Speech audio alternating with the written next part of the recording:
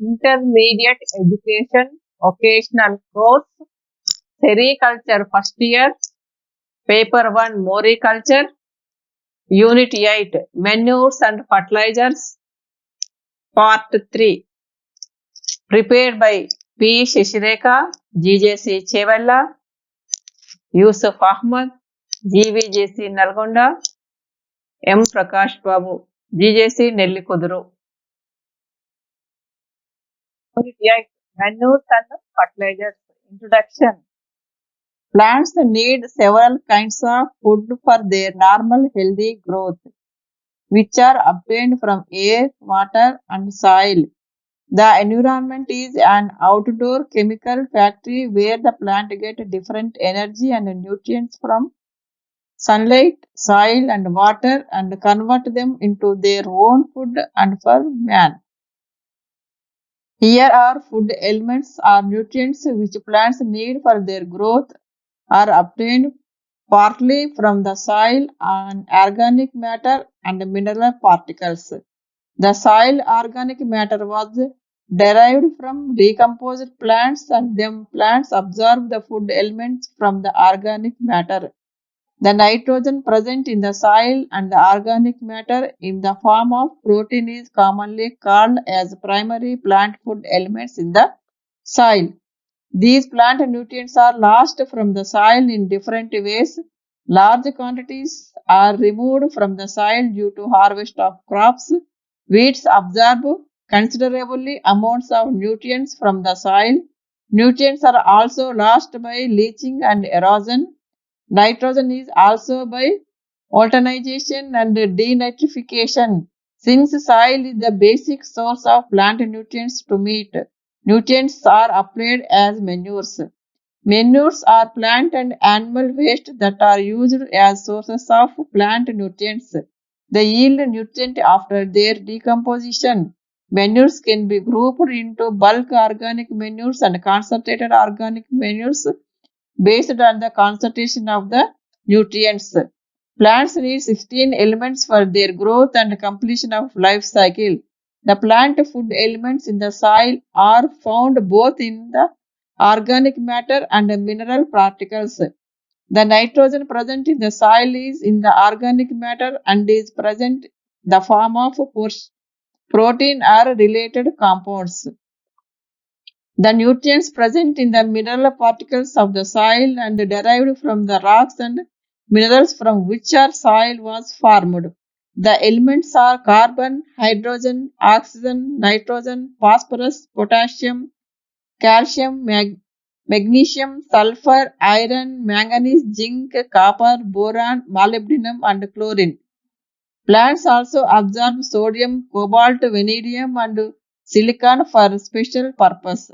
All these elements are not required for all plants, but all have been found essential for one plant or the other.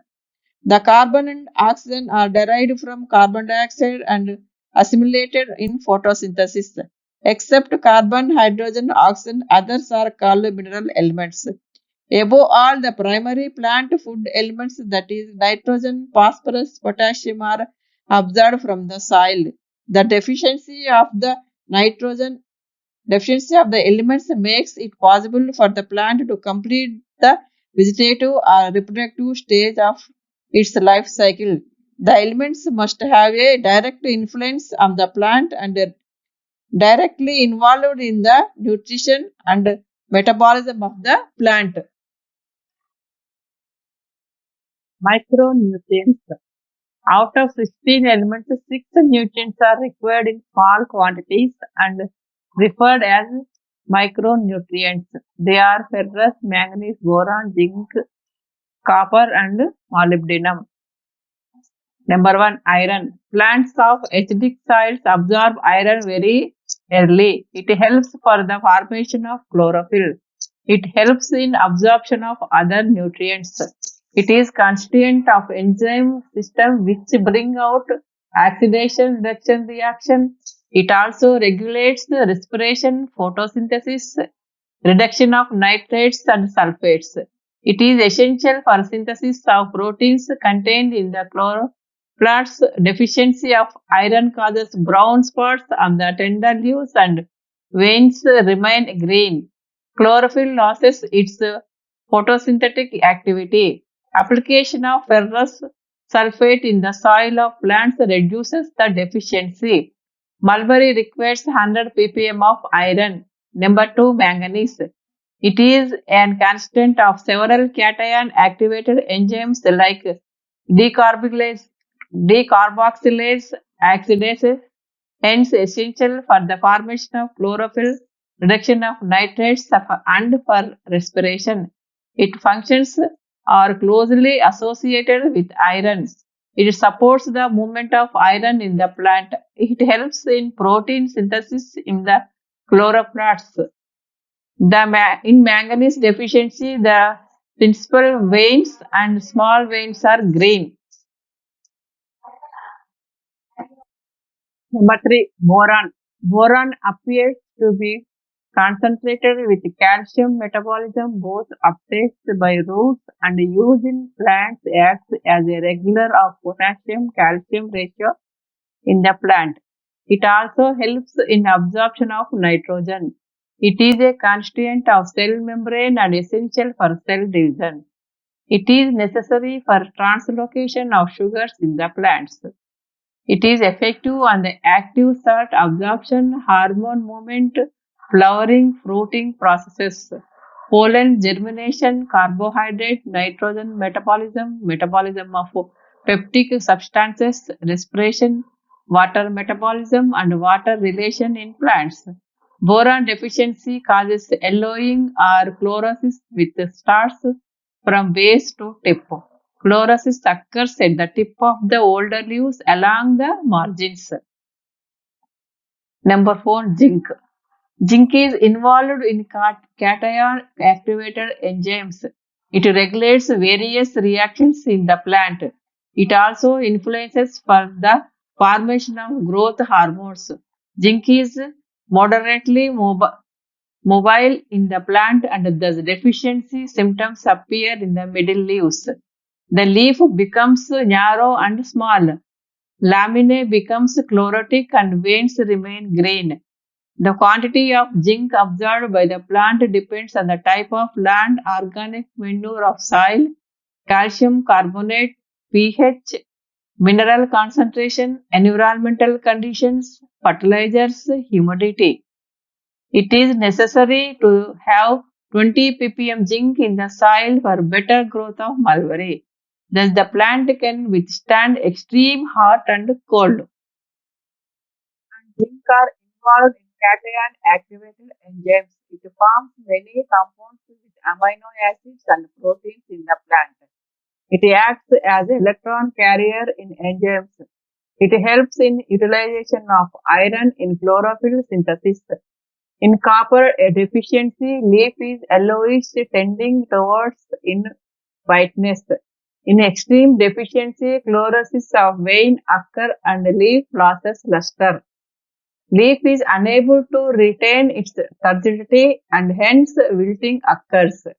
Leaf detaches due to water-soaked conditions of the base of petiole. Deficiency leads to the drying terminal leaves and leaf apex and become brittle. Copper helps the plant to absorb atmospheric nitrogen, soil nitrogen, and also from organic manure. Molybdenum. It is required for assimilation of nitrates as well as for the fixation of atmospheric nitrogen. It acts in enzyme synthesis to bring about oxidation reduction reactions. The nitrates are reduced to ammonia prior to amino acids and protein synthesis in the cells of the plant. Molybdenum deficiency causes the translucent spots of irregular shape in between the veins of leaves. The spots are light green, yellow, or brown in color. Chlorine. It is involved in reaction relating of oxygen evolution. From the point of view of soil fertility, plants require 1 kg of chlorine for each 4000 kg dry matter they produce. సూక్ష్మ పోషకాలు mulberry మొక్కల పెరుగుదల నేల రకం, నేలలో అందించే పోషక పదార్థాలు, నీటిపారుదల పద్ధతులపై ఆధారపడుతుంది. పట్టుపురుగుల ఆరోగ్యం, మంచి పట్టుగుల ఉత్పత్తిలో మల్బరీ ఆకు నాణ్యత ప్రభావం 38% ఉంటుంది. మొక్కలు ఏపుగా ఆరోగ్యంగా పెరిగి అధిక దిగుబడి ఇవ్వటానికి 16 రకాల పోషక పదార్థాలు అవసరం. ఈ పోషకాలు నేల ద్వారా లేదా సేంద్రియ రసాయనిక ఎరువుల ద్వారా మొక్కలకు అందుతాయి. మల్బరీకి స్థూల, సూక్ష్మ పోషకాలు తగిన మోతాదులో లభ్యం కాకపోతే వ్యాధి నిరోధక శక్తి సన్నగిల్లుతుంది. తద్వారా ఆకు ఉత్పత్తి తగ్గడానికి, మొక్కలు క్షీణించి ఎండిపోవడానికి ఆస్కారం ఉంది. కాబట్టి భూమిలో సూక్ష్మ పోషకాల విలువ తగ్గకుండా చూడాలి. సూక్ష్మ పోషకాలు 6. అవి zinc, boron, manganese, copper, molybdenum, chlorine. Number 1 zinc. ఇది పెరుగుదలకు అవసరమైన ముఖ్యమైన సూక్ష్మ మూలకం. మొక్కలు గ్రహించగలిగి జింకు పరిమాణం, నేల రకం, నేలలో సేంద్రియ ఎరువులు, కాల్షియం కార్బోనేట్, ఉదజని సూచిక, నేలలో లవణాల గాఢత, వాతావరణ పరిస్థితులు, రసాయనిక ఎరువులు, తేమ మొదలైన అంశాలపై ఆధారపడుతుంది. మల్బరీ పెరుగుదలకు 20 ppm జింకు నేలలో ఉండడం అవసరం. దీనివల్ల మొక్కలు అధిక వేడిని, అధిక శీతలాన్ని తట్టుకునే శక్తిని వృద్ధి చేసుకుంటాయి. ఈ మూలకం ఆకుల ద్వారా పట్టుపురుగులకు అంది వాటి పెరుగుదలకు తోడ్పడుతుంది. మొక్కలలో ఎంజైమ్ల ఉత్పత్తికి, వృద్ధి కారకాల అభివృద్ధికి జింక్ తోడ్పడుతుంది. ఆకులు ముదురుగా మారి సరిగా పెరగవు. వ్రేళ్లు నీటిని సక్రమంగా పీల్చుకొనవు. కొమ్మలపై కణుపుల మధ్య దూరం తగ్గి కొమ్మలు చిన్నవిగా అవుతాయి. నివారణ: 3% జింక్ సల్ఫేట్ ద్రావణాన్ని పిచికారీ చేయాలి. ఇందులో 36% జింకు లభ్యమవుతుంది. జింక్ ఆక్సైడ్, జింక్ కార్బోనేట్ల మిశ్రమ ద్రావణాన్ని వాడవచ్చు. Number 2 boron. బోరాన్ మల్బరీకి 20 ppm బోరాన్ అవసరము. ఇది మల్బరీ నాటిన నుంచే అవసరం. ఇది పిండి పదార్థాల జీవక్రియలకు తోడ్పడుతుంది. బోరాన్ లోప లక్షణాలు: మొక్కల పెరుగుదల క్రమేపీ తగ్గుతుంది. మొక్కల చిగురలు పసుపు రంగుగా మారి మొక్కలు నశిస్తాయి. మొగ్గ నల్లబడి వికారంగా తయారవుతుంది. నివారణ: బోరిక్ ఆమ్లం లేదా బోరాక్స్ ద్రావణాన్ని మొక్కలపై పిచికారీ చేయాలి. బోరాన్ మోతాదు అధికమైతే ఆకులు అంచులు ఎండిపోవడం, ఆకులు రాలటం, ఆకులు విషపూరితం కావటం వంటి వాటికి అవకాశం ఉంది. Number 3 copper. ఇది నత్రజని జీవక్రియలో ప్రముఖ పాత్ర వహిస్తుంది. వాతావరణంలోని నత్రజనిని గ్రహించటానికి, నేల నుంచి సేంద్రియ రసాయనిక ఎరువుల నుంచి నత్రజనిని మొక్కలకు అందించటానికి ఉపయోగపడుతుంది. మొక్కల్లో కొన్ని జీవ ఉత్ప్రేరకాల చర్యలకు కాపర్ అవసరము. మల్బరీకి 6 ppm కాపర్ అవసరం. కాపర్ లోప లక్షణాలు: శిఖరాగ్రంలోని లేత ఆకుల చివరలు ఎండిపోతాయి. ఆకులు పెలుసుగా మారటం, వాడిపోవటం సంభవిస్తుంది. నివారణ: దీని లోపాన్ని కాపర్ సల్ఫేట్, సున్నం, నీటి మిశ్రమాన్ని పిచికారీ చేసి నివారించాలి. Number 4 manganese. మ్యాంగనీస్ కిరణజన్య సంయోగక్రియకు ఉపయోగపడుతుంది. ఈ ప్రక్రియలో ఆక్సిజన్ విడుదలకు మ్యాంగనీస్ చాలా అవసరం. మ్యాంగనీస్ లోప లక్షణాలు: ఆకులు పెలుసుగా మారి ఈనెల మధ్య కుళ్ళి ఎండిపోయి నిర్హరితమవుతాయి. క్షార నేలలో ఈ మూలక లోపం అధికంగా కనిపిస్తుంది. మ్యాంగనీస్ లోప నివారణ: మ్యాంగనీస్ సల్ఫేట్ ద్రావణాన్ని మొక్కలపై పిచికారీ చేయాలి. 500 గ్రాముల మ్యాంగనీస్ 1 ఎకరా మల్బరీకి సరిపోతుంది. Number 5 molybdenum. మొక్క పెరుగుదలకు ఇది 0.1 ppm సరిపోతుంది. ఈ మూలకం పత్రాలలోని హరితరేణువులలో అధికంగా ఉంటుంది. నత్రజని జీవక్రియలో నైట్రేట్ రూపంలోనూ నత్రజనిని నైట్రేటుగా మార్చుటకు ఉపయోగపడుతుంది. సేంద్రియ రసాయన ఎరువుల నుంచి నత్రజని, ఫాస్ఫరస్, పొటాషియంలను మొక్కలు గ్రహించుటకు తోడ్పడుతుంది. లోప లక్షణాలు: ఏ నేలలోని సహజీవుల సూక్ష్మజీవుల ఇతర సూక్ష్మజీవుల క్రియాశీలత తగ్గుతుంది. బి ఆకుల అంచులు విశాలంగా పెరగకపోవడం వల్ల ఆకు పరిమాణం తగ్గుతుంది. నెంబర్ సి ముదిరిన ఆకులలో ఈనెల మధ్య ఎండిపోయి ఆకుల అంచులు ఎండిపోతాయి. డి మొక్కల వృద్ధికారకమైన ఆస్కార్బిక్ ఆమ్లం గాఢత తగ్గడం వల్ల హరితరేణువులు దెబ్బతిని ప్రమాదం ఉంది. నివారణ 52% మాలిబ్డెనం ఉన్న అమ్మోనియం మాలిబ్డేట్ను లేదా 37% మాలిబ్డెనం ఉన్న సోడియం మాలిబ్డేట్ను ద్రావణాన్ని పిచికారీ చేయాలి. Number 6 chlorine. దీని లోపం వల్ల పత్రహరితం తగినంత లేకపోవడం, ఆకులు అక్కడక్కడ వాడిపోవడం, క్రమేణా ఆకులు రాలడం జరుగుతుంది.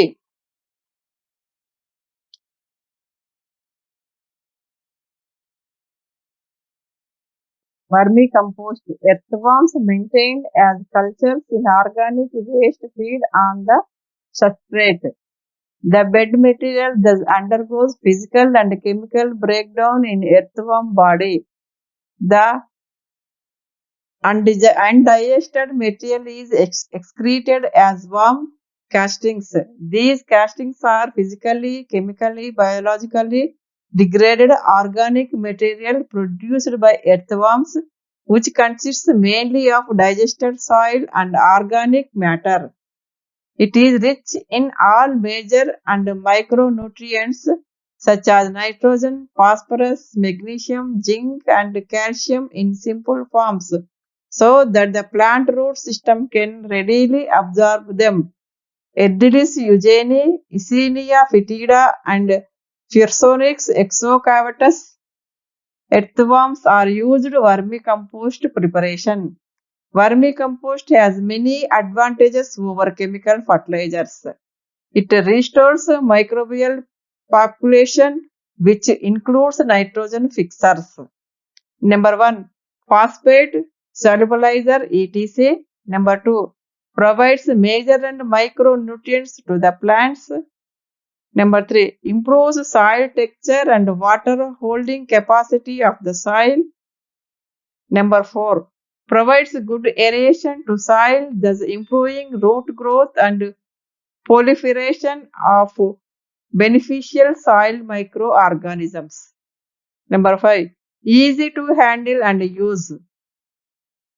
Number 6, decreases the use of pesticides for controlling plant pathogens. Number 7, improves structural stability of the soil, thus preventing soil erosion. Number 8, provides an excellent effect on the overall growth of plants, makes leaves lush, green, and fresh. Number 9, enhance the quality of the grains or fruits due to increased sugar contents etc. Vermi compost. వానపాముల విసర్జనాన్ని vermi compost లేదా worm cost అని అంటారు. దీన్ని తయారు చేయడం చాలా సులభం. వానపాములలో కొన్ని రకాలను ఎడ్రిల్స్ యుజేనియా, ఇసీనియా ఫిటిడా, ఫ్యూరోనిక్స్ ఎగ్జోకావటస్ నేలలో పెంచాలి. ఇవి విసర్జించిన పదార్థంలో 40% యూరియా, కొన్ని ప్రోటీన్లు, హార్మోన్లు ఉంటాయి. Application methods and schedules of manures. Manures and fertilizers are applied to soil and directly to plant depending on its nature and plant requirements. The following are different methods. A. Broadcasting. Application of fertilizer uniformly on the soil surface is called broadcasting. Generally, it is carried on before sowing. B. Bond placement. Application of fertilizer in narrow bands beneath surface soil and by the surface of crop rows. It is done before germination or along with sowing and at seedling stage. C. Point placement. Placement of fertilizer near the plant root, whether in a hole or depression. It fastens the plant growth. D. Foliar spray. The fertilizer is applied as spray solution to the crop or plant. A. Root dipping. The roots of seedlings are dipped in nutrient solution before transplanting. Fertilizer dose. Mulberry requires 300 kg of nitrogen, 120 kg of phosphorus and 120 kg of potash per hectare of irrigated farm. Rainfall mulberry is recommended 100 kg of nitrogen, 50 kg of phosphorus and 50 kg of potash per hectare. చల్లే పద్ధతులు. ఇందులో 4 పద్ధతులు కలవు. Number 1, సేంద్రియ ఎరువును నేల తయారు చేసేటప్పుడు చల్లాలి. అంటే కాలువలకు గట్లు తయారు చేయడానికి ముందుగా పొలంలో బండ్లను తోలించి ఆ తర్వాత బాగా కలియదున్నాలి. ఈ విధంగా పొలంలో చల్లి నేలలో కలిసేటట్లు చేయాలి. ఇదే పద్ధతిలో రసాయనిక ఎరువును కూడా వేయాలి. నెంబర్ 2, చాలతో లోతుగా వేయటం. ఈ పద్ధతిలో ఎరువును నేల లోపలి పొరల్లో గింజలు మొలకెత్తిన ముందు లేదా తర్వాత లేదా పెరిగిన పంటకు నాగలి తొలుతూ వేస్తారు. ఈ పద్ధతిలో ఎక్కువగా రసాయనిక ఎరువులు ఎన్పికే, డిఏపి, యూరియా మొదలైనవి వేస్తారు. నెంబర్ 3, మొక్క దగ్గరగా వేయటం. రసాయనిక ఎరువులను మొక్కకు చాలా దగ్గరగా వేళ్లకు అందుబాటులో వేస్తారు. దీనివల్ల మొక్కలు తొందరగా పెరుగుతాయి. ఎరువు పరిమాణము చాలా తక్కువగా వాడాలి. ఈ పద్ధతిలో ఫాస్ఫరస్, పొటాషియం స్థిరీకరణ కొంచెం తగ్గుతుంది. నెంబర్ 4, ద్రవ రూపంలో చల్లటం. ఈ పద్ధతిలో రసాయనిక ఎరువులను నాట్లు వేసేటప్పుడు పిలక మొక్కలకు అందిస్తారు. మొక్కలకు కావలసిన ఎరువును తక్కువ పరిమాణంలో చల్లాలి. అంతేకాకుండా సాగునీటితో పాటుగా ఎరువును మొక్కలకు అందించాలి. ఈ విధంగా నేల లోతులో గాని నీటితో పాటు గాని ఎరువు వేయటం వల్ల లాభాలు. నెంబర్ 1, మొక్క పెరిగే కాలమంతా పోషక పదార్థాలు వేరు మండలం వద్ద తడిగా ఉంటాయి. నెంబర్ 2, దున్నిన కాలువల ద్వారా వేసిన ఎరువు నేలలో ఫాస్ఫరస్ స్థాపన జరగకుండా తోడ్పడుతుంది. నెంబర్ 3, ఎరువులు మొక్క వినియోగించుకోవడానికి వీలుగా సమీపంలో ఉంటాయి. నెంబర్ 4, వేళ్ళు నీటితో పాటుగా నీటిలో కరిగి ఉన్న ఎరువును కూడా గ్రహించి తొందరగా పెరుగుతాయి. మల్బరీ వృక్షాలకు ఎరువులను కాండం చుట్టూ నేలలో 15 నుండి 20 సెంటీమీటర్ల లోతులో చేయాలి. ఆకులపై ఎరువును యూరియాను 1% కలిపి పిచికారీ చేయాలి. మల్బరీ సాగు పద్ధతులలో వినియోగించే ఎరువుల పరిమాణం. మల్బరీకి ఎరువుల వాడకం వివిధ ప్రాంతాలలో వేరువేరుగా ఉంటుంది. వర్షాధార మల్బరీని పశువుల పేడ ఎరువు లేదా కంపోస్ట్ను ప్రతి సంవత్సరం 5 నుంచి 10 టన్నుల హెక్టార్కు వాడాలి. ఆ తర్వాత 100 కిలోల నత్రజని, 50 కిలోల ఫాస్ఫరస్, 50 కిలోల పొటాష్ ప్రతి సంవత్సరం వాడాలి. ఎరువును జూన్, జూలై మాసాల్లో ప్రూనింగ్ చేసిన 2-3 వారాల తర్వాత కాలువలో లోతుగా సమపాలలో అంటే 50-50 ఎన్పికే అందించాలి. వీటిని మిశ్రమ ఎరువుగా అందించాలి. రెండోసారి 50 కిలోల నత్రజనిని మొదటి ఆకుకోత తర్వాత వాడాలి. ఎరువులను వర్షాకాలం ఆరంభంలో వినియోగించినట్లయితే మంచి ఫలితాలు కనిపిస్తాయి. ఎరువులు నేరుగా మొక్కపై పడకుండా జాగ్రత్తగా వాడాలి, లేకుంటే ఆకులు పాడైపోతాయి. నీరు పెట్టే మల్బరీకి 20 నుంచి 25 టన్నుల పశువుల పేడ లేదా కంపోస్ట్ను సంవత్సరానికి వాడాలి. ఎరువుల వాడకం ఈ క్రింది విధంగా వేయాలి. ఎరువుల వాడకం వరుస పద్ధతిలో, గుంట పద్ధతిలో. మొదటిసారి వరుస పద్ధతిలో 60 కిలోల నత్రజని, 60 కిలోల ఫాస్ఫరస్, 60 కిలోల పొటాషియం కాంప్లెక్స్ ఎరువును వాడాలి. గుంట పద్ధతిలో 60 కిలోల నత్రజని, 60 కిలోల ఫాస్ఫరస్, 60 కిలోల కాంప్లెక్స్ ఎరువు వేయాలి. రెండవసారి 60 కిలోల నత్రజని వరుస పద్ధతిలో, 40 కిలోల నత్రజని గుంట పద్ధతిలో వాడాలి. మూడోసారి మొదటిసారి వాడిన మాదిరిగానే అంటే 60 కిలోల నత్రజని, 60 కిలోల ఫాస్ఫరస్, 60 కిలోల పొటాషియం కాంప్లెక్స్ ఎరువును వాడాలి. గుంట పద్ధతిలో 40 కిలోల నత్రజని వాడాలి. నాలుగవసారి 60 కిలోల నత్రజని వరుస పద్ధతిలో, గుంట పద్ధతిలో 60 కిలోల నత్రజని, 60 కిలోల ఫాస్ఫరస్, 60 కిలోల పొటాషియం కాంప్లెక్స్ ఎరువును వాడాలి. ఐదవసారి వరుస పద్ధతిలో 60 కిలోల నత్రజని, గుంట పద్ధతిలో 40 కిలోల నత్రజనిని వాడాలి. ఆరవసారి గుంట పద్ధతిలో 40 కిలోల నత్రజనిని వాడాలి. మొత్తముగా వరుస పద్ధతిలో 300 కిలోల నత్రజని, 120 కిలోల ఫాస్ఫరస్, 120 కిలోల పొటాషియంను వాడాలి. గుంట పద్ధతిలో 180 కిలోల నత్రజని, 120 కిలోల ఫాస్ఫరస్, 120 కిలోల పొటాషియంను వాడాలి. అన్ని పోషక పదార్థాలలోనూ నత్రజని మల్బరీని ఆకుల నాణ్యతను ఎక్కువగా ప్రభావితం చేస్తుంది. అధిక నత్రజని వల్ల ముడి స్థితిలో ఉన్న ప్రోటీన్ల శాతం పెరిగి చక్కెర, ఫాస్ఫారిక్ ఆమ్లము, కాల్షియం శాతము కొద్దిగా తగ్గుతాయి. ఆకులు తొందరగా ముదరవు. ఫాస్ఫరస్, పొటాష్, కాల్షియం అధికంగా వాడితే ఆకులలో నత్రజని తగ్గుతుంది. కాబట్టి సమపాలలో నత్రజని, ఫాస్ఫరస్, పొటాషియంను వాడి అధిక దిగుబడులను పొందవచ్చు. పంట ఉత్పత్తుల్లో ఎరువులు, నేలలోని తేమ మధ్య సంబంధం చాలా ముఖ్యమైనది. నేల స్వభావం, నీటిపారుదల వంటి అంశాలపైన ఎరువుల ఎంపిక, వాడకం ఆధారపడి ఉంటుంది.